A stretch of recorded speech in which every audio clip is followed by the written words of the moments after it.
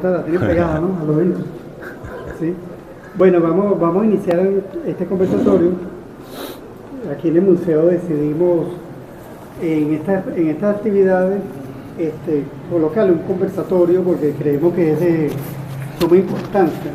Ayer le hablamos del edificio, la historia del edificio, y bueno, hoy vamos a hablar de un tema. Bueno, mi nombre es Sabino Rocorro. ¿Listo? Ok. Perdón. Creemos que el tema de los yupas es un tema sensible, se existe en la realidad nacional nuestra, y creímos pertinente acompañar esta exposición con un conversatorio, en este caso con el profesor Vladimir Aguilar, que nos acompaña a nosotros en el doctorado en antropología y bueno, siendo tutor de distintas tesis, profesor precisamente de los temas indígenas, y es miembro cofundador del grupo de trabajo indígena de la UNA, de la Facultad de Ciencias Jurídicas y Políticas, y es un experto sobre el tema del derecho constitucionario indígena y lo que hoy en día llamamos las jurisdicciones especiales. Las jurisdicciones especiales indígenas que se encuentran establecidas en la Constitución de la República Bolivariana. Entonces, le cedo la palabra al profesor Vladimir Aguilar. Es un conversatorio, o sea que cuando el profesor termine, no es una ponencia académica, vamos a aprovechar de conversar sobre el tema, y después de que concluyamos aquí, nos vamos a un pequeño refrigerio para cerrar la actividad. Bueno, bienvenido y bienvenida de nuevo, y gracias por acompañarnos en estos días. Adelante, Vladimir. Comenzamos. Bueno, como tú prefieras. Buenos días. Primero quiero agradecer al doctorado, a la maestría, al museo, por darnos la oportunidad de compartir con ustedes más que una conferencia, una intervención, en fin. Yo quisiera más bien testimoniar lo que fue compartir, o lo que es nuestro compartir con el pueblo yucpa de la Sierra de Perijá. Ese es, digamos, el objetivo fundamental de esta participación nuestra en este conversatorio, precisamente al trasluz de lo que el museo está haciendo, que es un proceso de revitalización de la cultura yucpa, de la cultura de uno de los pueblos caribes, como lo dijo Lino en su presentación, ubicado en la Sierra de Perijá de nuestro país, un pueblo indígena que es de carácter binacional, si está en Colombia y está en Venezuela, y eso tiene toda una connotación muy importante al momento de dar cuenta de las territorialidades, pero fundamentalmente de lo que son las reivindicaciones de los pueblos indígenas en general, que son binacionales o trinacionales, o incluso hasta en cuatro países, o el caso del pueblo yucpa en particular, que es un pueblo de carácter binacional. Entonces, mi objetivo fundamental es testimoniar lo que ha sido nuestra relación con el pueblo yucpa de la Sierra de Perijá. Ese es el primer elemento. Pero evidentemente testimoniarlo al trasluz de lo que fue nuestro acompañamiento al pueblo yucpa y de lo que sigue siendo nuestro acompañamiento al pueblo yucpa. Yo de formación soy abogado y soy politólogo, no soy antropólogo, pero he caminado con muchos antropólogos y antropólogas en este país para hacer algo que nosotros hemos denominado etnografía jurídica y etnografía política. Evidentemente siempre vinculado a lo que es la antropología política y la antropología jurídica. Pero eso ha sido un proceso de construcción que hemos venido haciendo desde la praxis y desde el acompañamiento a los pueblos, y por supuesto en alianza con nuestros colegas antropólogos y en algunos casos incluso lingüistas, y así pudiéramos dar cuenta de cantidad de amigos y amigas antropólogos con los distintos pueblos que hemos estado trabajando. Si debo hablar del pueblo yecuana, evidentemente tengo que dar cuenta de Nalúa Silva. Y si tengo que dar cuenta del pueblo Sánema, tengo que hablar de Nalúa Silva. Si hablo de los Pemón, tengo que hablar de Alexander Mansuti. Si hablo de los Cariñas, tengo que hablar de Gabriela Croe. Si tengo que hablar de los Arahuacos, de nuestro gran amigo, extraordinaria persona, el gran Guamudana, como le llamamos, González Ñañez, Omar González Ñañez. Y si evidentemente tenemos que hablar de los pueblos de los Andes venezolanos, pues evidentemente de Gladys Bordones y de Lino Meneses, además de amigos, evidentemente colegas en todos estos procesos de reconstrucción y de revitalización histórica. Entonces, tenemos unas palabras de Sabino Romero. Yo creo que es importante que introduzcamos con Sabino nuestra presentación. Sabino fue denominado por Esteban Emilio Monzogni, profesor de este doctorado y de esta maestría, amigo, profesor de la Universidad Central de Venezuela. Lo llamó el Guaycaipuro del siglo XXI. Así lo denominó él. Yo creo que esa ha sido la mejor denominación que se puede hacer de Sabino Romero. Hablar del pueblo Yucpa, evidentemente hay una relación histórica de lo que ha sido la lucha del pueblo Yucpa, pero creo que Sabino Romero resitúa lo que es el contexto de este debate sobre el pueblo Yucpa y lo que son las reivindicaciones de los pueblos indígenas de Venezuela al trasluz de uno de los contratos sociales más importantes en América Latina y en general en el mundo, como es la Constitución de la República Bolivariana de Venezuela y todo el reconocimiento de derechos que se hace en el capítulo 8 y fundamentalmente a lo largo, de manera transversal, en la Constitución de la República Bolivariana de Venezuela. Hay dos derechos fundamentales que son transversales a la Constitución. Uno es los derechos ambientales, el derecho a un ambiente sano, que lo vamos a encontrar a lo largo de la Constitución, desde el preámbulo hasta las disposiciones transitorias de nuestra Carta Magna. Y otros derechos fundamentales son los derechos de los pueblos indígenas de nuestro país, que también transversalizan todo el marco legal constitucional en nuestro país. Y eso no es cualquier cosa, eso es importante, lo vamos a ver más adelante por qué. Pero en todo caso yo diría, iniciamos con las palabras de Sabino y luego entramos entonces a la presentación.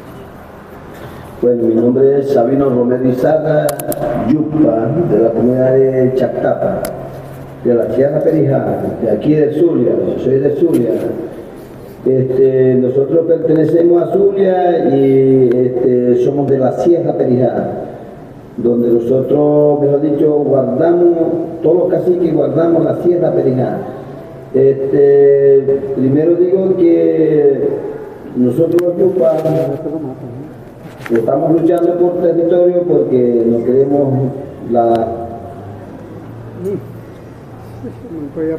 explotación de carbón y la explotación de todas las minas, lo que está en la Sierra Perijá. Esa es la lucha de nosotros primero. Y segundo, que es la demarcación de territorio. La demarcación de territorio,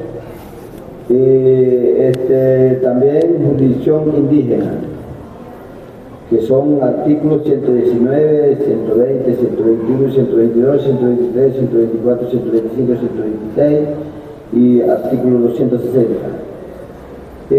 Nosotros estamos luchando, bueno, la parte mía es que yo tengo como 30 años luchando ya por territorio. Yo tengo 30 años como cacique. Bueno, estamos pidiendo reconocimiento del gobierno nacional o de internacional por esta demarcación de nuestro territorio, pues. Y esto no estoy pidiendo para mí solo, estoy pidiendo para Guayú, Añú, Apreria, Yucba y Barí, y los indígenas de Bolívar. Bueno, yo quisiera que todos los indígenas de frontera de Venezuela con Colombia se preocupen, pues, por nuestro territorio.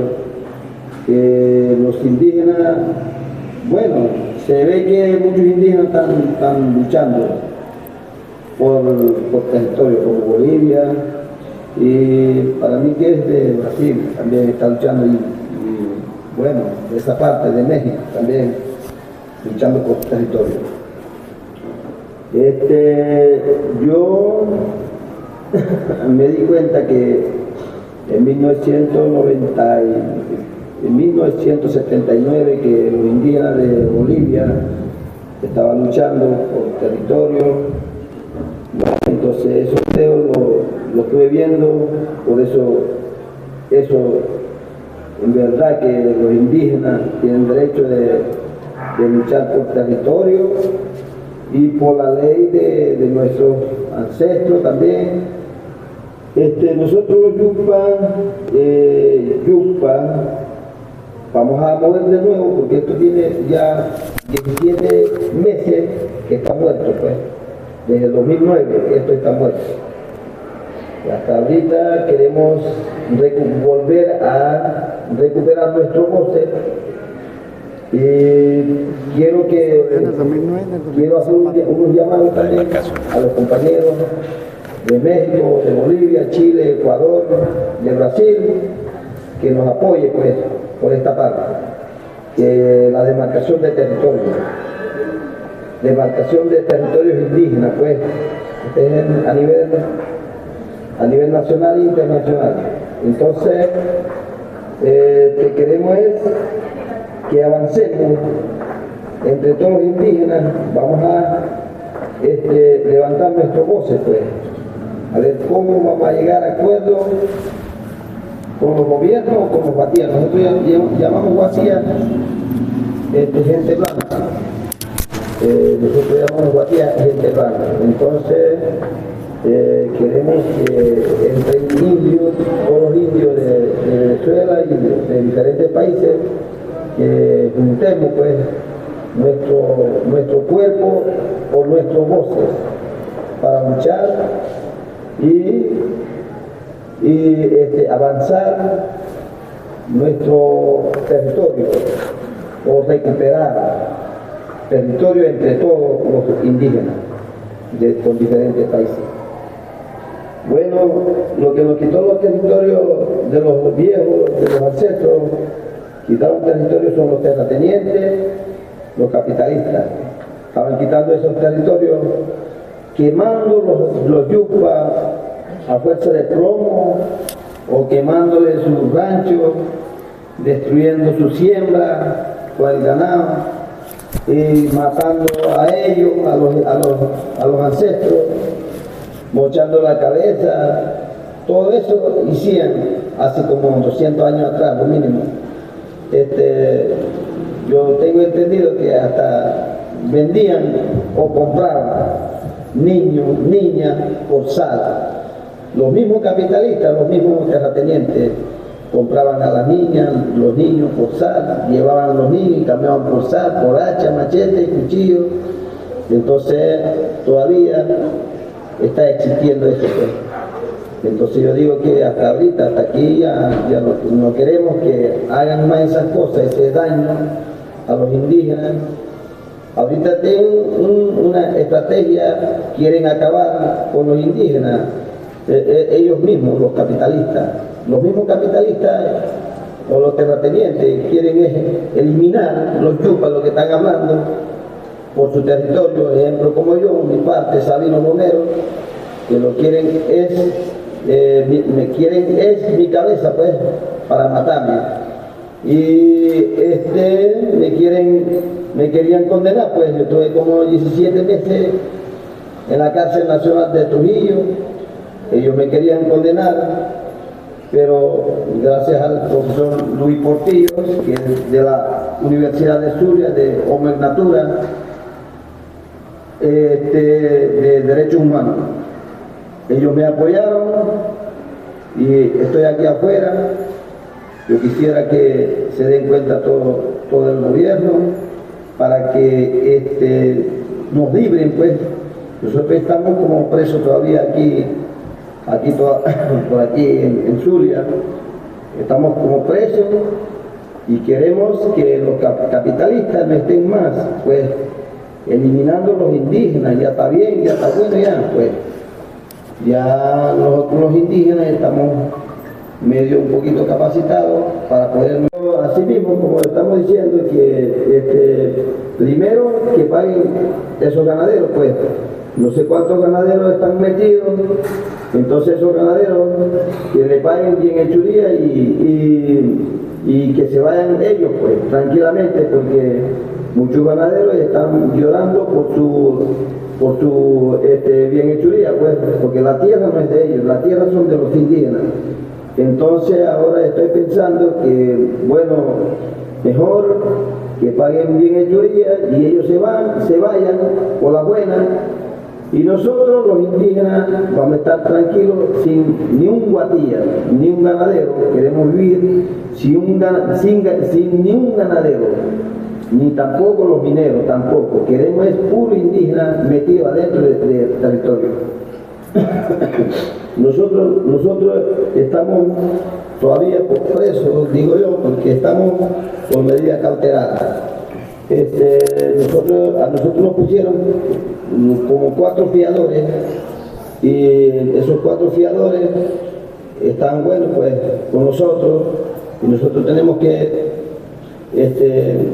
responder y respetar lo que dicen los fiadores, porque después las autoridades o el juez puede tomar decisión que los fiadores vayan presos. Entonces nosotros tenemos que cumplir eso, y también vamos a pedir ayuda al presidente de la República que nos liberen, pues, libremente, porque a nosotros nos montaron mucho montaje, por eso que el juez está en duda y mucho gobierno está en duda. Por ejemplo, dicen que nosotros los yucpas estamos, mejor dicho, por medida cautelar. Ellos piensan que nosotros somos fumadores de droga o ladrones, nos pusieron así, que nosotros somos matones, nosotros los yucpas. No, nosotros no somos matones. Por eso vino esa medida cautelar, para ellos investigar toda la problemática, lo que nos montaron. Es un montaje que ellos pusieron.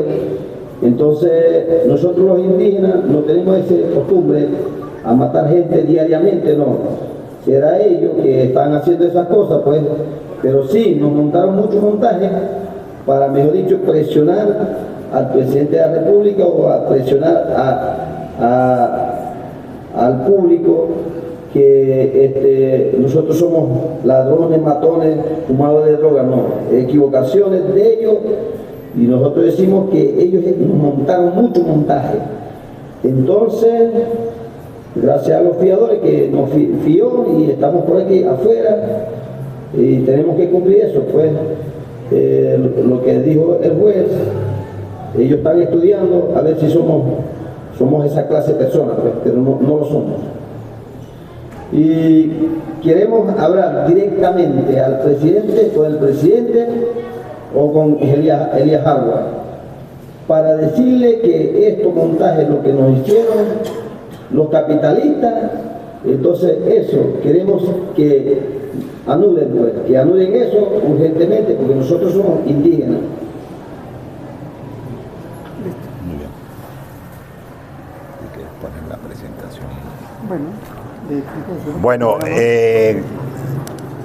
un poco luego estas palabras de Sabino Romero. Estas palabras, esta entrevista la hizo él después que salió de la detención casi un año en la ciudad de Trujillo. Hay que decir que Sabino fue acusado de abigeato, de robo de ganado, y fue detenido. y su juicio fue sacado del estado Zulia, de Machique, por supuesto peligros del pueblo Yucpa contra las autoridades judiciales, y fue extraditado a la ciudad de Trujillo. Y por cierto, la Universidad de los Andes jugó un papel muy importante en todo el apoyo que se le dio a la causa de Sabino, no solamente durante su proceso de detención. Hay que recordar, por ejemplo, al Flaco Prada, director del Museo Salvador Valero en ese entonces, quien apoyó muchísimo también la causa de Sabino, y logró salir, así como él lo explica en la entrevista, bajo fianza, en un juicio que duró aproximadamente casi un año, 9 meses, y que luego se logró convenir a nivel de los tribunales de su libertad bajo fianza. Sin embargo, y con esto voy a introducir entonces mi presentación, Sabino Romero siempre fue de la idea del principio que, al haberse tratado de un conflicto que se dio en territorios indígenas y entre indígenas, debía de resolverse en lo que se conoce a nivel del derecho en la jurisdicción especial indígena. Y eso es un poco lo que vamos a trabajar hoy. ¿Qué le pasó a Sabino después que lo liberó? Bueno, después que Sabino sale en libertad bajo fianza por la justicia ordinaria, en un acuerdo a nivel de los tribunales, de la posibilidad, porque el Código Procesal Penal prevé la posibilidad de salir bajo fianza, Sabino Romero, al salir, pidió a sus autoridades, siendo él un cacique, también autoridad, pero exigió a sus autoridades ser juzgado por su jurisdicción propia, por la Jurisdicción Especial Indígena. Entonces, mi presentación hoy va en ese sentido, va enfocada en esa exigencia de Sabino Romero en su momento, y que hoy en día es una reivindicación de la mayor parte de los pueblos indígenas en cuanto a la importancia de revitalizar sus propias instituciones, que no es otra cosa sino la revitalización de su derecho propio, de su derecho consuetudinario. Entonces, mi presentación la he denominado Lectura de la Jurisdicción Especial Indígena pendiente en Venezuela desde las lecciones Yucpa. Bueno, primero decir que el preámbulo de la Constitución de la República Bolivariana de Venezuela reconoce a la sociedad venezolana como pluricultural y multiétnica. Eso es importante señalarlo, y soy muy insistente siempre que hablo de derechos indígenas de este aspecto, porque marca lo que es una distinción con la Constitución de la República del Ecuador, que es una constitución también muy avanzada, y con la propia Constitución de Bolivia, que es, digamos, los marcos constitucionales referenciales que existen en nuestro continente, en cuanto a que reconoce a los estados boliviano y ecuatoriano como estados de carácter pluricultural. En el caso de la Constitución venezolana, de la Constitución de la República Bolivariana de Venezuela, reconoce la sociedad venezolana como de carácter pluricultural y multiétnico. Y decimos en consecuencia que el alcance de esta garantía no tiene entonces precedentes en contratos sociales anteriores o en otros contratos vigentes a nivel de nuestro continente. Teníamos la propuesta de Chile, de una constitución en Chile, que lamentablemente no fue aprobada precisamente por el carácter progresista de los derechos fundamentales que se iban a reconocer en general, y por el carácter propio de los derechos indígenas en particular.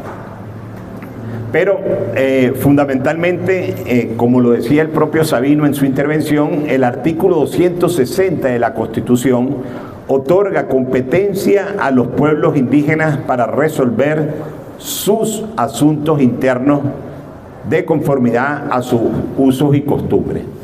El artículo 119 viene a darle una connotación más amplia al artículo 260, al tener autonomía los pueblos indígenas sobre sus hábitats y tierras para desarrollar y garantizar, y lo dice expresamente la Constitución, el artículo 119, para garantizar sus formas de vida, es decir, para administrar los territorios ocupados por ellos de manera ancestral y tradicional. Entonces, es un elemento muy importante porque el 260 le da un sentido restrictivo a lo que es la autonomía indígena, en cuanto a que los pueblos indígenas pueden resolver sus conflictos de acuerdo a sus usos y costumbres. Pero el artículo 119 le da un sentido amplio a esto, no solamente en cuanto a el derecho que tienen los pueblos indígenas desde su derecho propio de resolver sus conflictos,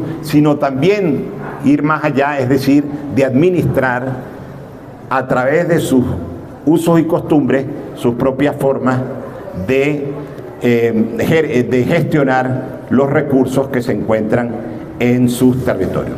De manera que lo anterior va a dar cuenta de la potencialidad en el ámbito nacional del derecho a la libre determinación, que está reconocido en el propio artículo 119, pero que también es un instrumento, es un derecho que está reconocido en instrumentos jurídicos internacionales que Venezuela ha venido suscribiendo a nivel internacional en materia de derechos indígenas, como es el Convenio 169 de la Organización Internacional del Trabajo y la propia Declaración de las Naciones Unidas sobre los derechos de los pueblos indígenas. Ese mapa que ustedes ven allí da cuenta de la enorme diversidad cultural que existe en nuestro país, y nosotros decimos que si hay diversidad cultural, también hay diversidad jurídica y hay diversidad normativa. Es decir, los pueblos, a través de sus propias culturas, tienen usos y costumbres que establecen entonces de manera diferenciada, aún siendo parte de un mismo pueblo o aún compartiendo territorios comunes, tienen formas distintas de resolver sus propias contradicciones y sus propias diferencias. Entonces el artículo 119 viene a darle un contenido amplio a lo que es precisamente ya no solamente el principio de la libre determinación, que está reconocido en ese artículo y en los propios instrumentos jurídicos internacionales, sino que viene a darle un sentido amplio a lo que es precisamente la jurisdicción especial indígena. Ahora bien, es importante señalar entonces que una cosa son las instituciones del Estado y otra cosa son las instituciones propias de los pueblos indígenas. Esto lo señalamos precisamente al trasluz de lo que el propio Sabino estaba señalando y lo que fue incluso su propia reivindicación una vez que sale de la cárcel, es decir, que él sea juzgado por sus autoridades propias y por sus autoridades originarias. Ese juicio contra Sabino Romero, que en la jurisdicción ordinaria duró 9 meses y que finalmente fue zanjado a través de una fianza con fiadores, duró en la jurisdicción propia a través de sus autoridades, desde su derecho propio, duró apenas 16 horas, declarando las autoridades propias declarando a Sabino Romero inocente. Eso incluso muestra en esta diatriba de celeridad procesal, de debido proceso, todos estos que son principios también que deben ser garantizados, vemos cómo estos elementos a la final se cumplen más en el derecho propio que incluso en las propias jurisdicciones ordinarias. Entonces, decíamos que hay que distinguir, hay que diferenciar entre lo que son las jurisdicciones propias y lo que son las instituciones del Estado. Eso, sobre todo, al trasluz de lo que fue la creación, la aprobación del Ministerio para el Poder Popular de los Pueblos Indígenas en el año 2006, que precisamente ha generado este conjunto de tensiones entre los pueblos indígenas, entre sus formas de organización propia, en sus mecanismos de relacionamiento con el Estado y la aparición, la emergencia de una institución que definitivamente es la creación también del Estado y que hace parte en todo caso del propio Poder Ejecutivo del Estado. Pero eso ha generado muchas tensiones, un poco lo señalaba Lino también en su presentación, cuando hablaba del tema de la artesanía y del compromiso que había adquirido el Ministerio del Poder Popular para los pueblos indígenas, de comprar la artesanía del pueblo yucpa, la movilización que hicieron los yucpas hasta Caracas por un compromiso que tenía el Estado. Bueno,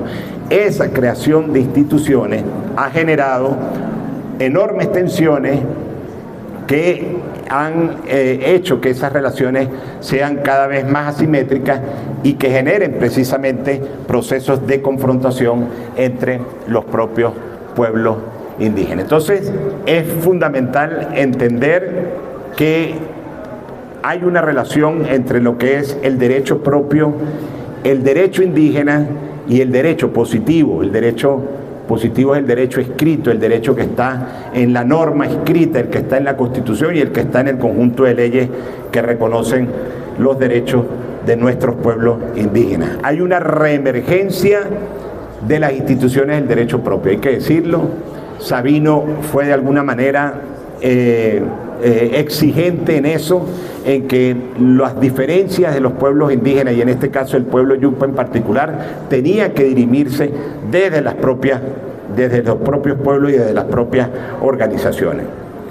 El derecho propio entonces lo entendemos como el conjunto de normas que rigen las relaciones culturales entre y dentro de los pueblos indígenas, fundamentadas en el derecho consuetudinario, es decir, en ese derecho que ha sido transmitido de generación en generación y que nada tiene que ver con el derecho positivo, ese derecho que está consagrado, que está escrito y que en definitiva viene a ser una manifestación, una concreción de ese derecho propio. También hay que decir que existe un derecho positivo indígena escrito. El Convenio 169, la Ley Orgánica de Pueblos y Comunidades Indígenas, es derecho indígena positivo, escrito, que evidentemente es el resultado también de ese derecho propio y que ha sido positivizado. Pero es importante destacar que todavía se mantienen instituciones y formas propias de resolución de conflictos y sobre todo de coadministración y de gestión de territorio a nivel de las comunidades y de los pueblos indígenas. Decimos entonces que el derecho propio debe ser entendido como el conjunto de normas que rigen las relaciones culturales entre y dentro de los pueblos indígenas fundamentadas en el derecho consuetudinario. Nada tiene que ver con el derecho positivo. También existe un derecho positivo indígena escrito que, si bien está inspirado en el derecho propio, tampoco lo sustituye.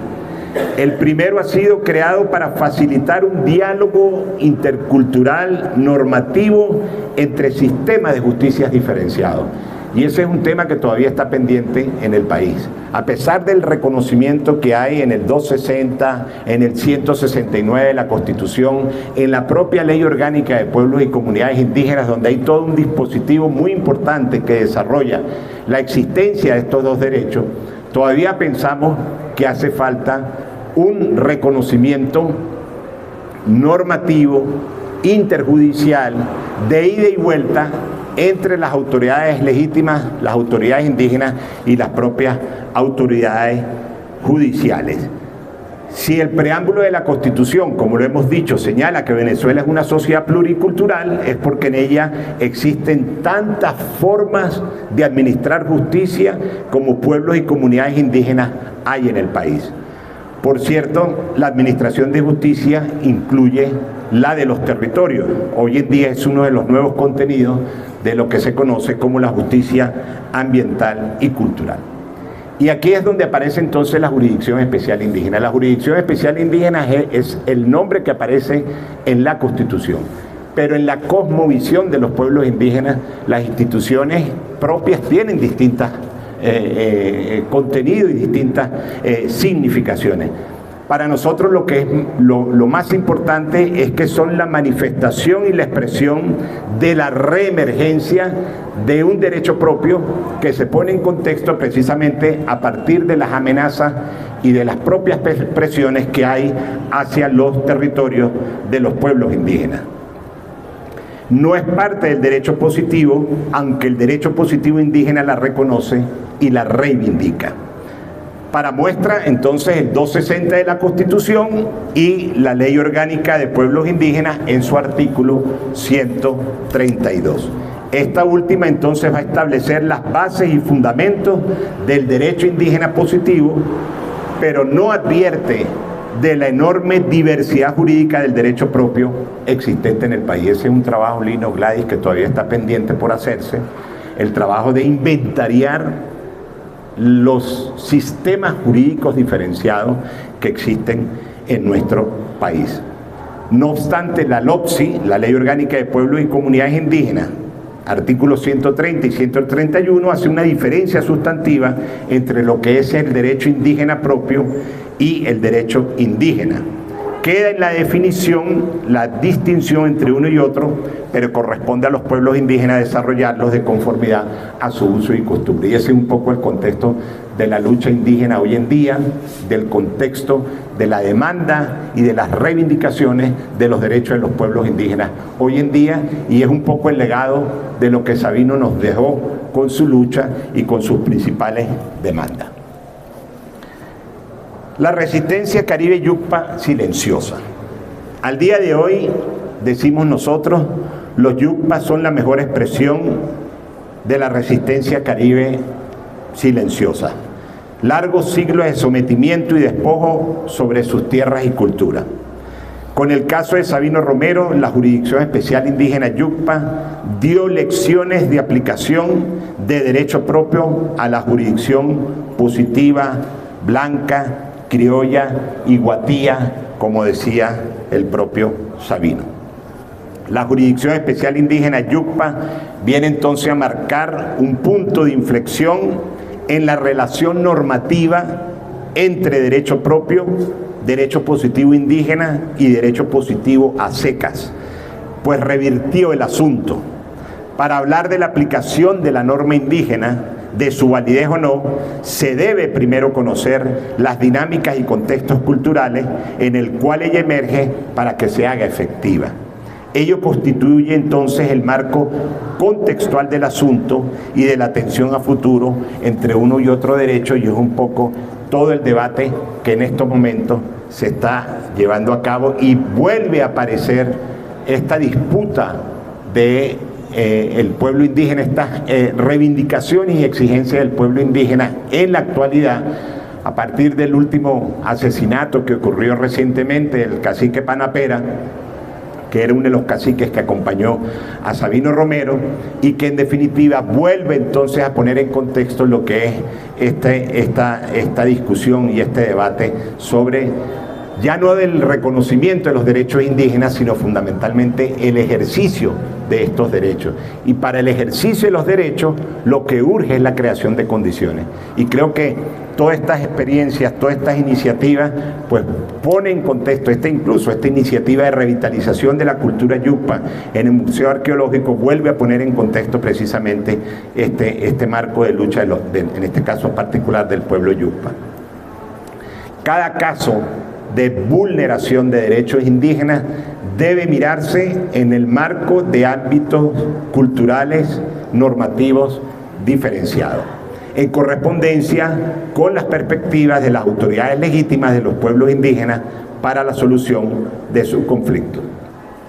El Estado venezolano y sus instituciones, incluyendo las indígenas, fundamentalmente el Ministerio para el Poder Popular de Pueblos Indígenas, el Instituto Nacional de Idiomas Indígenas, etcétera. Todas estas instituciones que se han venido creando son un actor más dentro de este proceso, sin que puedan pretenderse tener la última palabra. Urge en Venezuela entonces crear las condiciones para un diálogo intercultural y precisamente para un reconocimiento de ida y vuelta de nuestros pueblos indígenas. Finalmente, queremos, como grupo de trabajo, aprovechar este evento para hacerle entrega a Lino y a Gladys de lo que fue el plan de vida de la comunidad indígena Yucpa de Chactapa en la Sierra de Perijá de Venezuela, Emayá, Tacapó, Emaná, Tanó, Emaná, Chactapa.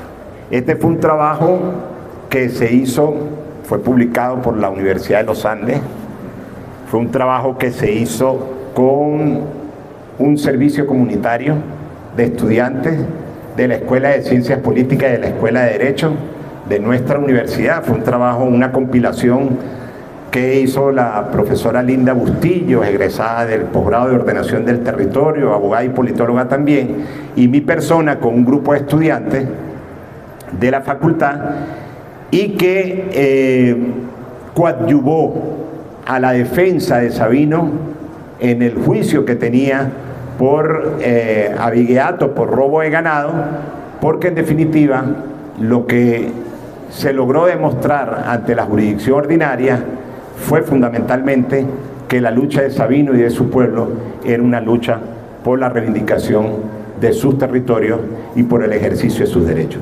Entonces, bueno, queríamos aprovechar este evento para hacerle entrega para la biblioteca de aquí del museo. Y bueno, ese es el compromiso que tiene que tener la universidad, en definitiva, de caminar junto a los pueblos, con los pueblos, y hacer investigación, acción desde los pueblos. Muchas gracias.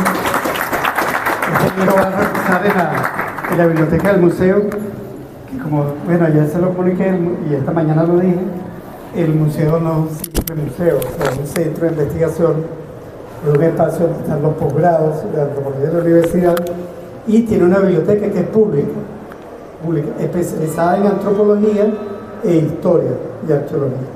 O sea que pueden venir aquí a consultar esta obra que está donando Vladimir y el grupo de trabajo indígena de la universidad.